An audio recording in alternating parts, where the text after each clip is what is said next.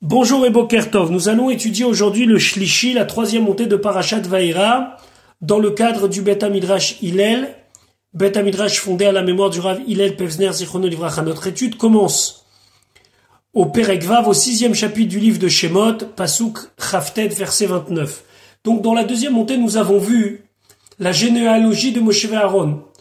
Moshe et Aaron, leurs parents, grands-parents, arrière-grands-parents, sont mandatés par Akadosh Baruch Hu pour aller libérer le peuple juif. Et donc, ici dans le Shlishi, on reprend finalement le récit que nous avons laissé à la fin de la première montée. Vaïdaber Hachem el Moshe, Hachem il apparaît à Moshe les morts en disant Ani Hachem, je suis Hachem. Le nom de Yud Kevavke représente Akadosh Baruch Hu qui a toutes les possibilités pour accomplir ce qu'il a promis.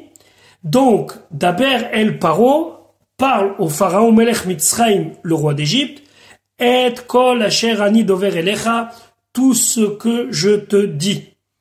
Rashi, Vaïdaber Hashem, Hashem il a parlé, ou à Dibur Atzmo, c'est la parole elle-même, à Amour les malak qu'on a dit plus haut dans le pasuk Yud Aleph, dans le verset 11 de ce Perek, du Perek Vav, Bo Daber el Paro Melech Mitzrayim.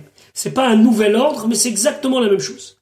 Et là, seulement, Mitor, chez Ifsikaïnian, puisqu'il s'est interrompu dans le sujet, Kedele Yachassam pour donner leur généalogie, Chazar Aïnian, Alav Leatrilbo, il est revenu sur le sujet sur lequel il avait commencé précédemment, donc à la fin de la première montée. Ani Hashem, je suis Hashem, dans quel sens ici il se présente Ani Hashem, Kedai Ani, je suis entre guillemets apte, j'ai la possibilité les shalchacha de t'envoyer, ou les kayem d'ivrei shlichuti, et de t'ordonner d'accomplir les paroles pour lesquelles je t'ai envoyé. Donc, entre guillemets, tu peux compter sur moi.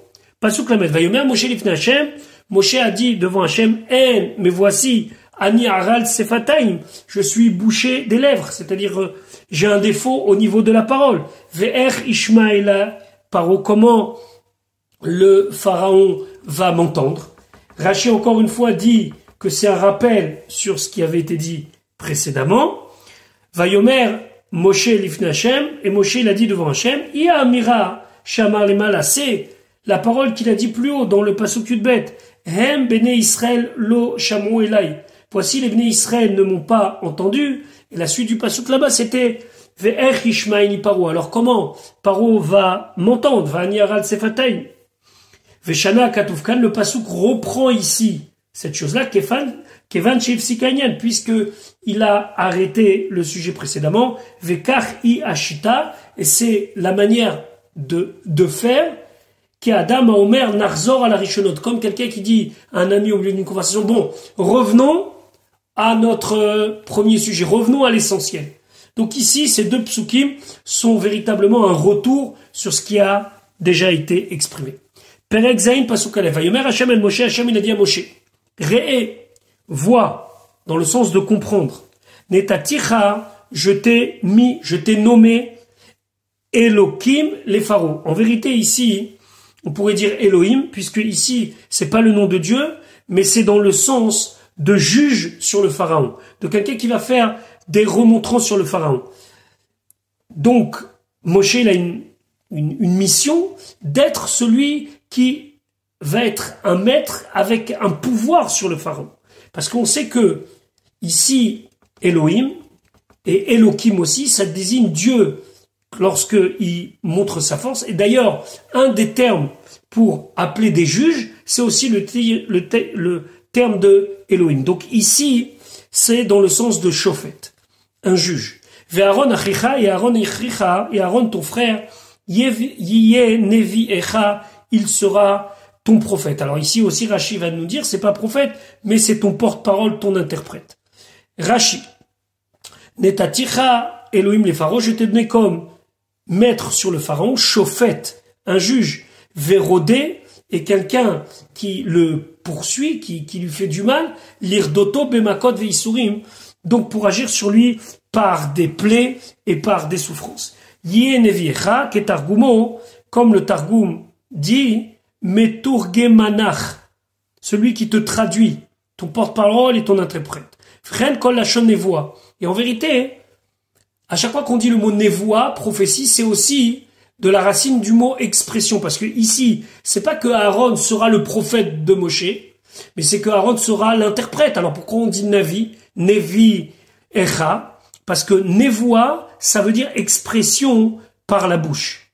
Adam Amachiz, c'est quelqu'un qui déclame, ou mashmi alaam divrei tochachot, et qui fait entendre au peuple des remontrances. C'est ça un avis. C'est quelqu'un qui parle, quelqu'un qui exprime la parole de Dieu. Veu mixerat niv sefataim, c'est la même chose que le pasouk de Ishaïa qui dit niv sefataim, c'est l'expression des lèvres. Ou bien, il y a un pasouk dans Mishlei qui dit Pit Sadik, alors c'est le début du pasouk qui n'est pas amené dans Rashi, Pit Sadik, la bouche du Tzadik, Yanouv Chochma, exprime la sagesse. Il y a un autre pasouk dans Shmuel qui dit Vayichal Meitnabot, il a fini de s'exprimer, ça c'est marqué dans le livre de Shmuel, ou Bil'az, et donc en vieux français, ou des fois c'est des expressions qui viennent de l'allemand, Korimlo, on appelle ça prédiger. Peut-être quelque chose qui va donner après prédire, mais c'est pas exactement la même chose, puisque ici, nevoa, c'est pas autre chose que expression d'une parole X. Dans le cadre d'une prophétie, alors on traduira Neviacha, ton prophète. Mais ici, ce sera ton interprète. Pasuk bet, Atat et Daber, toi tu parleras au pharaon une fois. Et kol asher atzavek, à tout ce que je vais t'ordonner. Exactement comme tu l'as entendu de ma bouche. Ve Aaron achicha, et Aaron ton frère, yedaber el paro, il parlera au pharaon, mais cette fois-ci, ve shilach et bnei Israël me'artso, pour qu'il envoie les bnei Israël de sa terre. Alors, on espère rapidement, mais ça va pas venir tout de suite. En tout cas, Rashi explique Atat et Daber, toi tu parleras pas amachat, une fois kol shtichut ve shtichut, chaque fois que je vais te missionner, Kefi sheshama atamepi, comme tu as entendu de ma bouche. Et Moshe Rabbeinu devait répéter exactement les mêmes mots qu'Akadosh Baruch Hu lui a dit. Mais ça, il s'adressait au pharaon.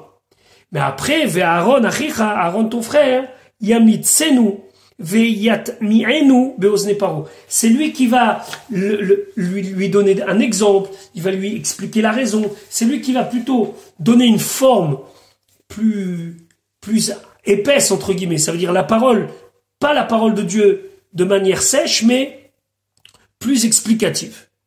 Donc chacun a son rôle. Et d'ailleurs, il fallait s'en tenir à ce rôle, c'est-à-dire que Moshe Rabbeinu ne pouvait pas dire autre chose que littéralement la parole de Dieu, et Aaron avait le rôle de donner plus de forme à cette parole. Pasuk Gimel. Va'ani et moi, akshe, je vais endurcir et lef paro, le cœur de Pharaon, on verra dans Rashi pourquoi, ve'erbeti et ototai, et je multiplierai mes signes, ve'et moftai, et donc mes merveilles, Beretz Mitzraïm, dans la terre d'Égypte. Rashi Vani Akshe, pourquoi? Machar Shirshia, puisque il a fauté, Veitris Kenegdi, et il s'est dressé contre moi. On se souvient que le pharaon a dit, Mi Hashem Asher Eshma Bekolo, qui c'est Dieu pour que je l'écoute? Vegalou il Lefanai, et une deuxième raison, que c'est sûr, c'est quelque chose de clair devant mes yeux. She'en Nachat Ruach Beumot Ovde Avodazara, la tête lève Shalem la chouve, que les Ovdei Avodazara, les idolâtres, n'ont pas Nachat Ruach, ça veut dire, on peut traduire la patience ou l'envie de faire une vraie tchouva, la tête lève Shalem la chouve, de mettre un cœur intègre pour revenir vers Dieu. Tovli, c'est mieux pour moi, Shit Kaché Libo, qui va endurcir son cœur, les Ma'an Arbot Bo Total, comme ça je vais multiplier mes signes, Vetakiru et Gevorati, et vous allez reconnaître ma puissance. C'est comme ça qu'Akadosh Baruch Hu, il agit. Mais vi pour Anout alaumot, il amène des punitions sur les nations, qu'aider chez Ishmeou Israël, afin que les bénis Israël prennent conscience, entendent dans le sens comprendre, veilliraou, et ils vont craindre. Chez Neymar, comme c'est marqué, c'est un pasouk de Tsefania. Icharti goim, j'ai anéanti des nations. Nashamu pinotam, j'ai détruit leur tour. Ça veut dire tout ce qui leur permettait de se défendre. Amarti, et j'ai dit, Artiri oti tikri moussa. Seulement craignez-moi et prenez morale. Donc, la raison de l'entendement du pharaon, finalement, c'est d'abord par rapport à lui-même, que c'est un rachat qui s'est dressé contre Dieu. 2, parce que Akadosh Baruch Hu ne fait pas confiance que finalement, les nations du monde n'arrivent pas, on parle de manière générale, hein, pas de manière particulière, mais en tout cas, les dirigeants n'arrivent pas à revenir Bélef Shalem. Et aussi, Akadosh Baruch Hu veut nous montrer à nous, Bnei Israël, regardez bien ce que je suis capable de faire, et prenez-en graine, prenez-en moussard, et revenez vers Hachem. Et là, Rachid de dire, mais pourtant, c'est pas marqué comme ça dans la Torah, parce que dans la Torah, c'est marqué que c'est le pharaon qui s'endurcit son cœur. Ve'afal piked, et malgré tout, bechamesh makot arishonot, dans les 5 premières makot, dans les 5 premières plaies, l'onéma, c'est pas marqué, vaïchazek Hachem et lev paro, que c'est Hachem qui endurcit le cœur du pharaon. Et là, vaïchazek lev paro, que c'est le pharaon de lui-même qui s'endurcit. Ça veut dire que Dieu, il n'avait pas besoin de pousser trop le pharaon, de lui-même le pharaon était quelqu'un qui s'est endurci. Pasuk Dalet. Et là, Hachem prévient Moshe Aaron d'un autre phénomène. Velo yishma alechem paro, le pharaon ne va pas vous écouter. Il va pas accepter vos paroles. Venatati et yadi, et je vais mettre ma main, bemitzraim, sur l'Égypte. Veotseti et tzivotai, je vais faire sortir mes armées, alors ça veut dire mes groupes, mon peuple, entre guillemets, et ami Bnei Israël, mon peuple Bnei Israël. Alors faut bien comprendre ici le mot tzivot, tzivotai, mes armées, c'est les Bnei Israël ne sont pas ici dans un terme d'armée dans le sens qu'on le connaît aujourd'hui. Armée, c'est un groupe d'hommes qui sont liés par la même identité. Et d'ailleurs, le Tour explique que de la même manière que les anges sont tzva shamaim, ce sont les armées de Dieu dans le ciel, les Bnei Israël, ils sont tzva Hashem, ils sont les tzivot Hashem, l'armée de Dieu sur terre. Et tout ça, Meretz Mitzrayim, de la terre d'Égypte, Bishfatim, Gedolim, avec des grandes punitions sur l'Égypte. Pasuk Veyadou Mitzrayim, et les Égyptiens vont comprendre qui ani Hashem, que je suis Hashem. Ah, le Rashba m'explique, votre roi, il a dit Loyada tiet Hashem, je connais pas Hashem, mi Hashem, Hashem Shman Bekolo, qui est Hashem pour que je l'écoute. Alors là, vous allez voir qui ani Hashem, que c'est moi, le maître du monde. Bintoti et Yadi, lorsque je vais étendre ma main à Mitzrayim sur l'Égypte, Veotseti et Bnei Israël, et je vais faire sortir les Bnei Israël, mitocham, parmi eux. C'est-à-dire que un des miracles extraordinaires qu'il va y avoir, c'est que même un Ben Israël qui sera parmi les Goïm, parmi les Mitzrim, les plaies le toucheront pas, ils toucheront uniquement les Mitzrim, comme on va le voir avec Makat Bechorot. Alors il y a ici un Rashi qui dit Et Yadi. Dans certaines éditions, il est sur le Pasuk Dalet, et dans certaines éditions, il est plus sur le Pasuk E. Mais la vérité, c'est qu'il se rapporte plus sur le Pasuk Dalet. Venatati et Yadi. Et Rachid expliquait Yad Mamash, vraiment ma main.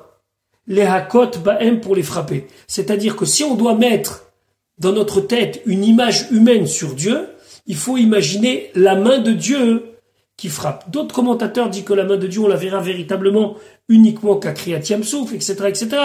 Mais il y a dit ici, et donc vous le retrouvez dans le Pasuk Dalet et dans le Pasuk He, mais véritablement, dans la majorité des cas, le Rashi se met sur le Pasuk Dalet. Yad Mamash, ça veut dire vraiment ma main. D'autres disent que c'est Yadi Mamash, ça veut dire que c'est dans le Perek E qu'il faut donner cette interprétation. Pourquoi? Parce qu'on se souvient du passage bien connu de la Haggadah, Ani velo malach, Ani velo saraf, Ani velo hachaliach, que dans la Haggadah on dit c'est moi qui vais frapper, qui moi Dieu, moi et personne d'autre. Et donc ici il y a dit ma main, ça veut dire ma main vraiment. Et là à ce moment-là, dans cette version-là de Rashi, il faut pas dire Yad Mamash, mais Yadi Mamash. Et à ce moment-là, ce Rashi se rapporte sur le Pasuk E. Pasuk va, Vayaas Moshe ve Aaron, ils ont fait Moshe Aaron Kacher Tzivam Hashem Otam, comme Dieu leur a ordonné, Ken Asu, ainsi ils ont fait. Le Sformod d'expliquer, à chaque fois qu'Hachem s'est adressé à eux, ils ont gardé le Seder, l'ordre par lequel Dieu s'est adressé à eux, chaque mot à sa place. Moshe parlait, c'était lui l'émissaire officiel, entre guillemets, d'Akadosh Baruch Hu. Après Aaron interprétait la parole de Moshe Rabbeinu, il lui donnait corps, et Ken Assou, ça veut dire quoi? Ils ont ni rajouté, ni diminué, ils n'ont jamais caché au pharaon quoi que ce soit, ni rajouté au pharaon quoi que ce soit. Pasuk Zayn, où Moshe ben Shmonim Shana était dans sa 80e année, Ve Aaron et Aaron ben Shalosh ou Shmonim Shana, lui c'était 83 ans, Beda Beram el Paro, lorsqu'ils ont parlé au pharaon. Qu'est-ce que ça vient à rajouter cet âge de Moshe Aaron? Alors on trouve deux petites pistes. Dans Rashi, on n'a rien, mais une petite piste dans le Sforno. Le Sforno, il dit que malgré leur âge, ils n'ont pas baissé les bras et ils se sont levés quand il fallait se lever. Et pendant, donc sur une période d'1 an, ils vont tout faire pour libérer les bénis Israël. Et le Ibn Ezra fait juste remarquer qu'on n'a pas trouvé dans le Mikra de Nevim aussi âgé que Moshe. Donc c'est la raison pour laquelle la Torah, elle veut ici le souligner. Voilà pour la 3e montée de Parashat Vayera et Bezrat Hashem. À demain pour la rencontre entre Moshe, Aaron et le Pharaon. Je vous souhaite une bonne journée et Bezrat Hashem à demain.